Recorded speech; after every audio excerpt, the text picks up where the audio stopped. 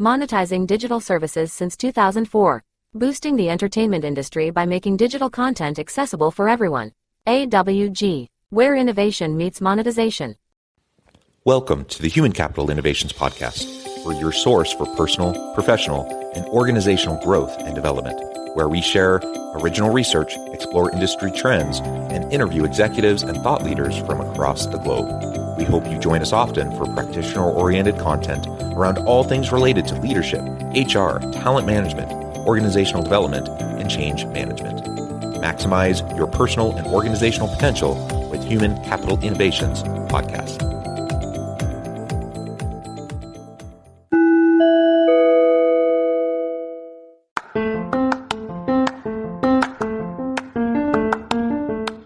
If you enjoy the Human Capital Innovations Podcast, enjoy ad-free listening by going to the Patreon page, and please consider contributing even at the producer or sponsorship level. And please leave a review. Thank you for your support.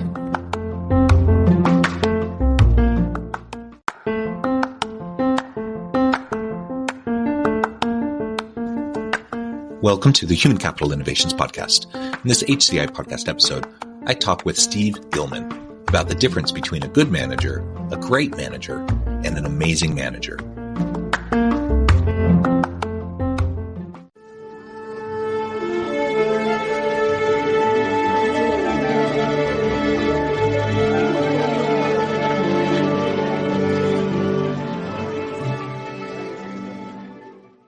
Steve Gilman, welcome to the Human Capital Innovations Podcast. Hey, thanks for having me, John. Excited to be here. Yeah, it's a pleasure to be with you. You're joining us from New York. I'm south of Salt Lake City in Utah, and today we're going to be talking about the difference between a good manager, a great manager, and an amazing manager, and how learning and development plays into that difference that we often see within teams. Now, we've all been there. We've all been parts of teams and worked for organizations that had crummy bosses, that had decent bosses, kind of meh bosses. And hopefully we've all had a chance to work with someone who's just awesome, really just amazing and made all the difference. And so we're going to unpack that a little bit, talk about those differences, and then talk about what we can do to up our game in our own leadership approach and working with our people, and how we can develop future leaders amongst our team so that, people are in the pipeline. As we get started, I wanted to share Steven's bio with everybody. Steven Gilman is co-founder and CEO of OneRange. He has a BS in mechanical engineering from Yale University, an MBA from Columbia University, and he was drafted in 2008 by the Detroit Tigers, spent time as an intelligence officer for the Department of Defense, completing embassy tours as a diplomat in Cairo and Abu Dhabi, co-founded Block Party, which changed the way tailgating partnerships are developed in Division I colleges, and currently serves as a lieutenant in the U.S. Navy as a reserve intelligence officer. That is quite the diverse set of kind of background and responsibilities. Really cool. And I'm excited to explore all of this with you. Anything else you would like to share with me or the audience? Yeah, no, perfect. I appreciate that. I think the reason that background's important is because the different angles we attack leadership. Through sports and academics, everybody has a chance to be a leader with clear, kind of concrete set goals. My time with the government was interesting because I became more interested in creating other leaders than doing my day job, which is what put me through an MBA program and had me starting companies to build the culture I wanted, and eventually led to what we're doing now and what we're going to talk about today, which is making sure that we empower those around us to better achieve the goals of the organization. Yeah, wonderful.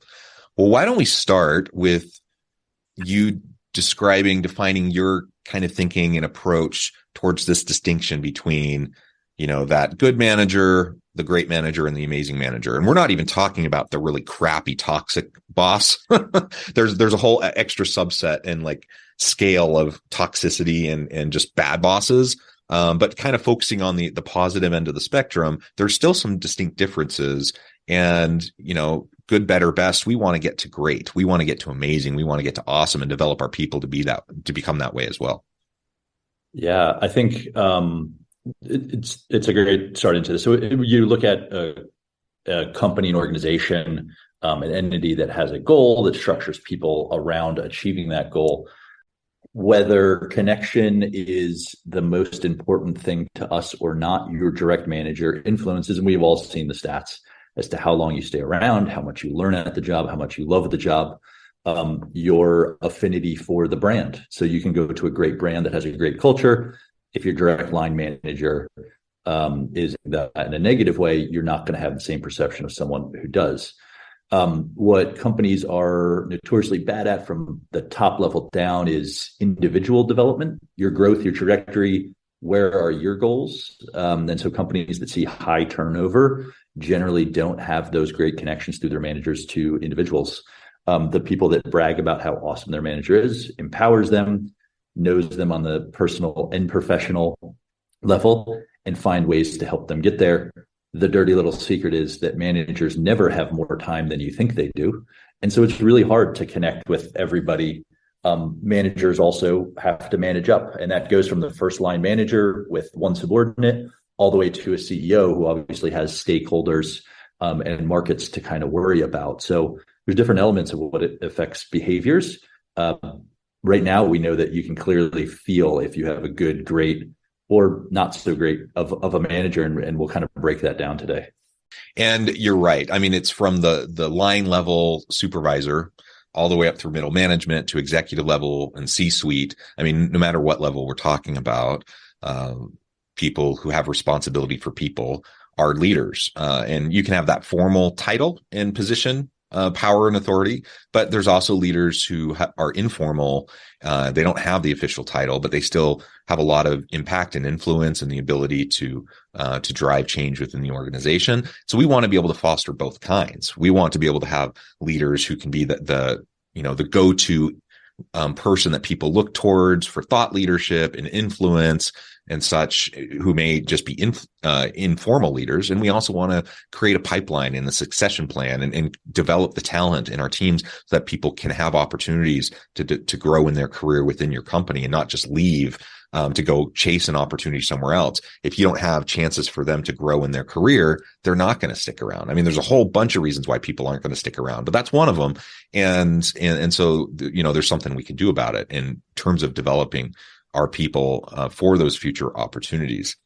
So I think that's a really important point that you mentioned, and just remembering that all the way up the line, no matter how tall or flat your hierarchy is, you have people that are in positions of influence that need to get better. I've yet to meet a leader who couldn't work on continual improvement to make a difference for their team.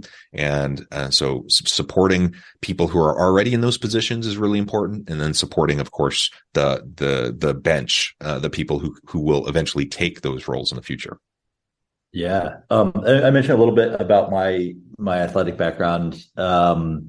Right. Coaches, assistant coaches, captains of the teams, veterans that have been on teams for a little while consider themselves to be more in a leadership role than the people just adding to the bench, adding to the roster. It wasn't until I got working for a few years for the Department of Defense, big, highly structured organization by nature, while very mission driven, very bureaucratic. There's a structure there where if you're sitting in a 300 person office,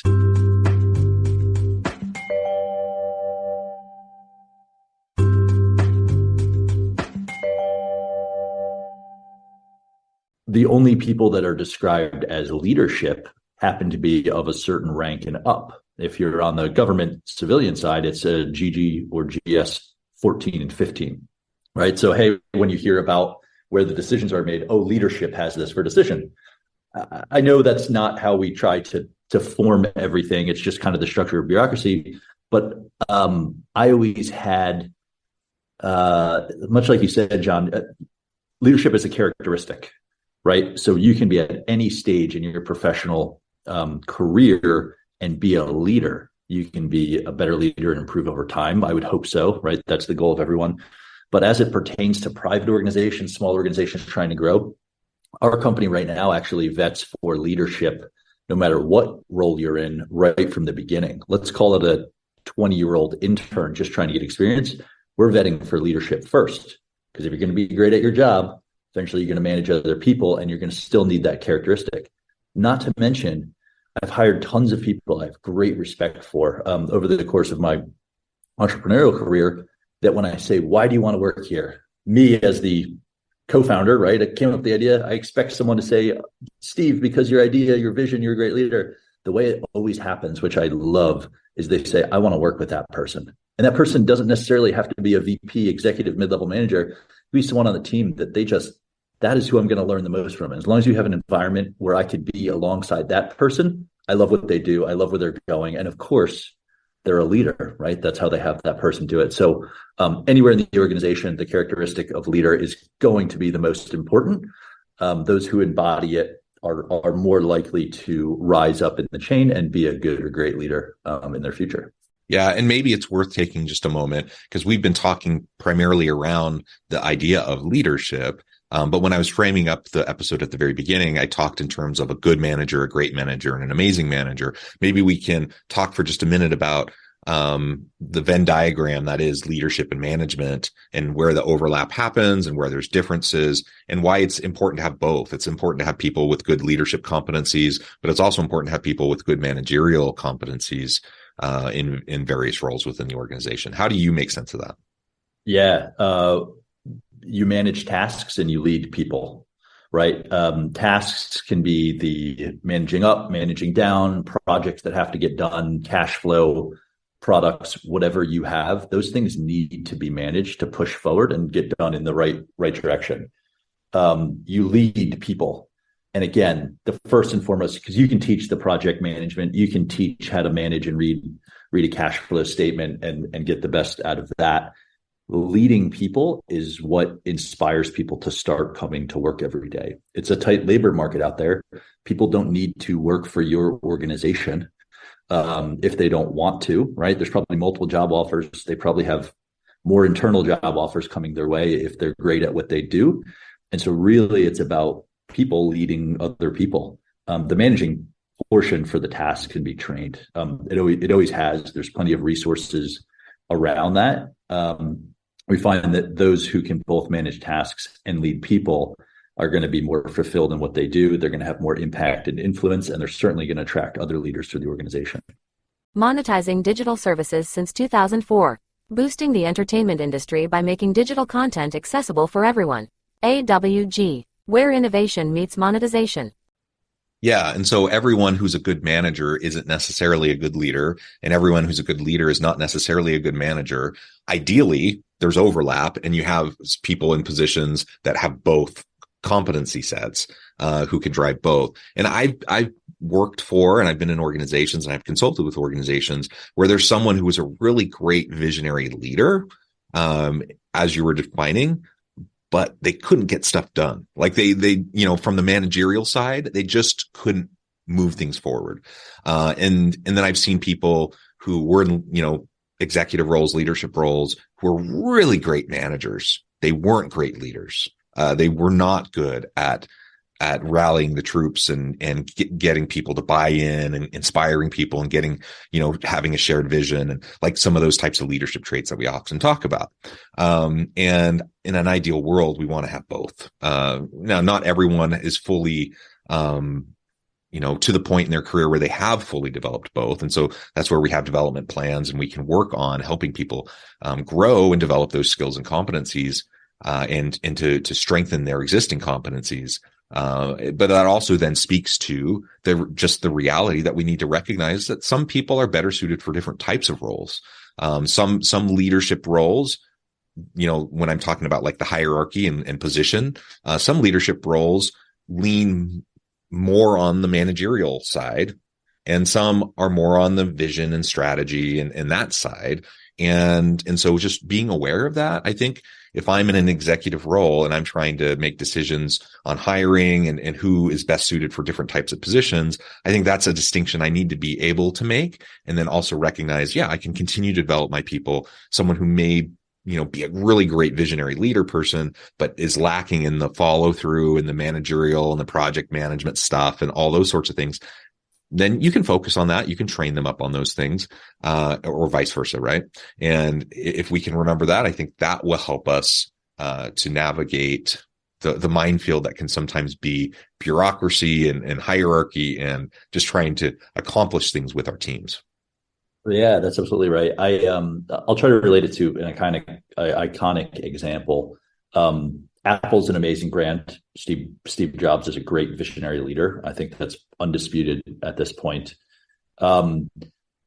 Most of the followers, just from what I understand, from the information sources, the documentaries, people that had worked for him prior, if you're sitting in an audience, he's a very inspirational, visionary leader.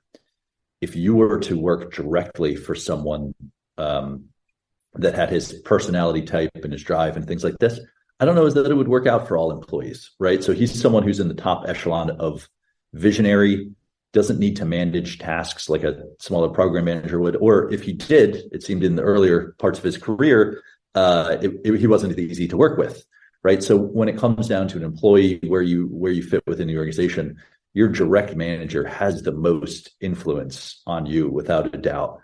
In that career I talked about with the DoD, I was on a team of 6 people at any given time. I can tell you all of my managers, where they come from, who their husband or wife is, their family, how great they are at what they're doing. I could not tell you the name of the office chiefs I had that were looking over everyone. Do I believe they were steering us in the right direction and great leaders?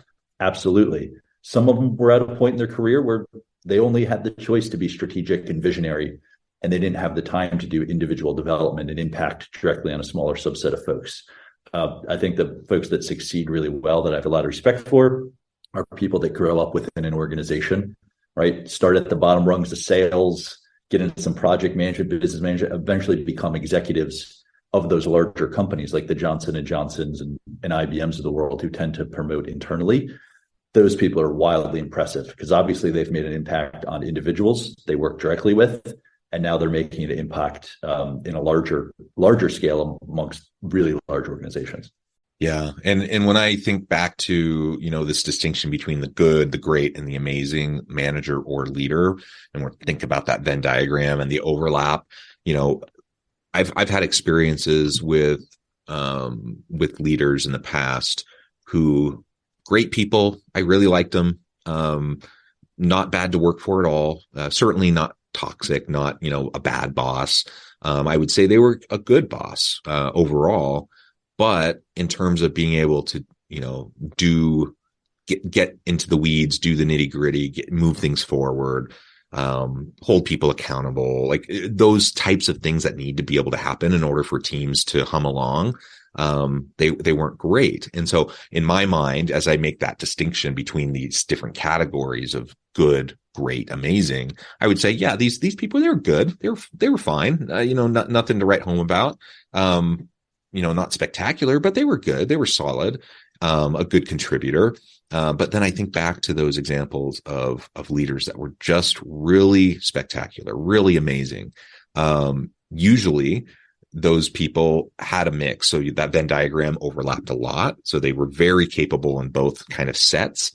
And they were very people focused, people oriented, and wanted to help their people succeed. Like that was their number one goal, not to, sometimes leaders find themselves in a position, they're promoted through their career, they have success, and then they find themselves in a position of authority and overseeing a group of people when maybe they were really good at their sales job, or they were really good at their coding or whatever technical expertise they had in the past. Now they're not really doing that anymore. Now they're leading a team of people who are doing that. And that's a different skill set. And so finding people who can make that transition isn't always super easy. But when you have someone with the good overlap of skill in terms of management and leadership, who can make that transition from disciplinary and topical expertise to the leading of teams and people, and then focus on that kind of people-centric orientation, and work to support and develop your team, go to bat for your team. That develops trust and loyalty and commitment. All of those things just lead to ultimately a better dynamic culture and better outcomes for the team. You just accomplish a whole lot more. The best surefire way for you as a leader and a boss to look really good is to not get into the weeds too much and micromanage too much, but like rather empower your people to do really great stuff and support them to do great stuff. And then they have success, and then they make you look good because the team's having success. And that's ultimately actually what a great leader does.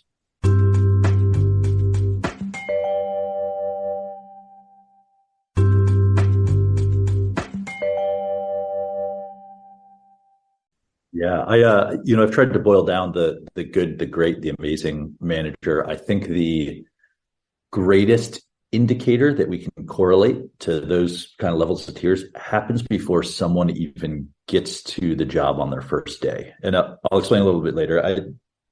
Throughout our careers, we're going to go through plenty of 360 reviews to identify actually what we are in the good, great, amazing leadership thing. The easiest way to tell for any organization, if I'm a manager and I run a 4-person sales team, as soon as I hire the right person, I can start supporting and being there for them 3 months before they start. I understand there's life and transitions and things like that, but it's not that hard to show that you support. That's your first impression before you even get to the first day of work, is that this person reached out, they gave me resources, they understand it. So here's the kind of analogy I'll make. A good manager, or you can be a good manager, if the first day someone shows up, you get to know them, you introduce them to the right people, you get managing the tasks they have to do, right? Because you're focused on that, and that's their first day. Awesome. A great manager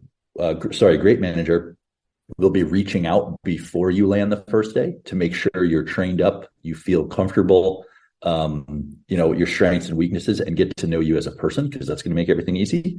The easy thing there is managers ship folks books and resources all the time. Say, hey, get spun up on this. Our team just read that, right? They get you involved early. An amazing manager, when they hire you, you're actually learning something from them, and they give you the resources before you start, and you're set up for success day one. So when you look down at an organization and managers aren't talking to their direct reports or actually working with them, first or second cell phone conversation until the day they show up, there's something lacking in trying to lead that person. It's, back to the baseball analogy, someone gets traded onto a team. It is not the first time those folks have ever played together or talked to the general manager or understood each other. It's not the first time on the field or on practice, right? They're building those relationships beforehand, and those are the people that you're in the trenches with, so to speak. So that's the best correlation that I see, and it usually happens before the people they're supposed to lead even start. And of course, you have to have the business acumen and manage the tasks as you go, but the company can help you with that. You framed it up at the beginning, the importance of just support and development of people and developing the next crop of leaders, right? Developing your bench. So you have people who are ready to take over, and have opportunities to grow in their career and help the organization. What are some of the processes that you've taken in your own businesses and organizations you've been a part of to develop your people through learning, formal learning and development initiatives, but also informal efforts to make sure that they're being prepared? Yeah, so I think, one of the things to look at, I talked about individual development. John, you and I can start a job with the same role, the same day, doing the same thing. The way that you learn and develop is going to be different than myself. It's going to be based on preference, timing, flexibility, where things are in your family and home life, whether, the effort can be there or not, and your goals. So we may both show up as a sales development rep, but your goal is to learn as much about sales and then go to the product side. From day one, you're starting to explore and understand different things about pieces of organization, and I'm going to do something different. So it's largely correlated to how much time a manager spends with folks, how direct they are in making use of that time, understanding where people want to go. And by the way, I think, it's 2023, so this has been gone for years, but the whole hesitation of where do you want to go and hoping that it's, hey, in 10 years, I want to be working for you still, that's gone, right? Because people flip careers, especially the good ones, all the time. So how do you empower those people? When I started OneRange, which is a workforce upskilling platform, we concentrated on something very necessary. When we talk to managers, almost 100% of the time, their desire was to individually develop people. But outside of putting them on different projects, mentoring, spending time with them, hooking them up with the right people in the organization to learn from, it became very, very evident that there's a lot of external resources. Call it a book when you start, or an online course, or a conference, or things you can explore through all these tons of learning providers. Individuals are not able to leverage that as easy, and managers certainly do not have the time to be understanding preferences, what the right course is, what the right book at the moment is.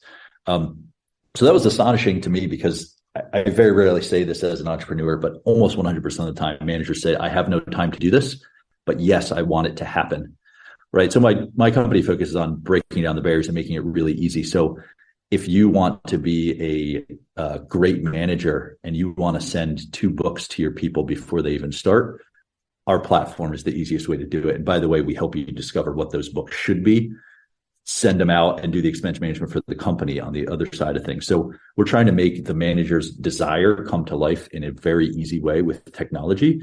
And that happens throughout someone's career. 36% of people coming out of college right now, especially on the technical side, are saying the number one reason they're joining companies is for learning and development. I believe that means individual growth, learning and development opportunities, as opposed to the larger LMS systems that enterprises might have. And the managers are directly in charge of that, but they have no time to do it. So let's use technology just in the same way that you can approve other expenses. Let's do it to make the managers more empowered to get stuff in front of their folks. And so that's cool. It's become lightning, and you're starting to see managers get better at what they do without spending more time doing it. Yeah, I love that. Steve, this has just been a really fun conversation. We've only scratched the surface. There's a whole lot more we could talk about, but I know the time. I need to let you go here just a minute. Before we wrap things up for today, I wanted to give you a chance to share with the audience how they can connect with you, find out more about your work, your team, and then give us the final word on the topic for today. Hey, thank you so much. It's a pleasure being here. I look forward to future conversations. So our company is OneRange. It's onerange.co, workforce upskilling platform.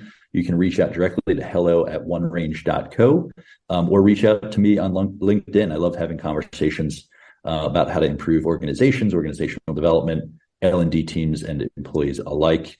We usually attend all the great conferences, SHRM Tech, HR Transforms coming up at the end of March this month. And so we'd love to meet in person and understand a little bit more about your organization. We're here to help professional development for everybody. Perfect. Thank you, Steve. It's been a pleasure. I encourage the audience to reach out, get connected, find out more about what Steve and his team can do for you. And as always, I hope everyone can stay healthy and safe, that you can find meaning and purpose at work each and every day. And I hope you all have a great week. Do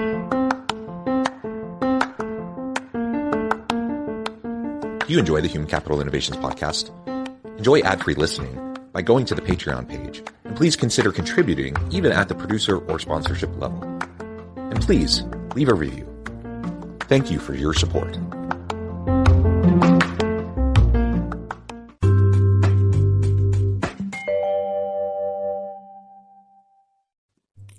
Thanks again for joining us for this episode of the Human Capital Innovations podcast. I hope you stay healthy and safe and that you have a great week.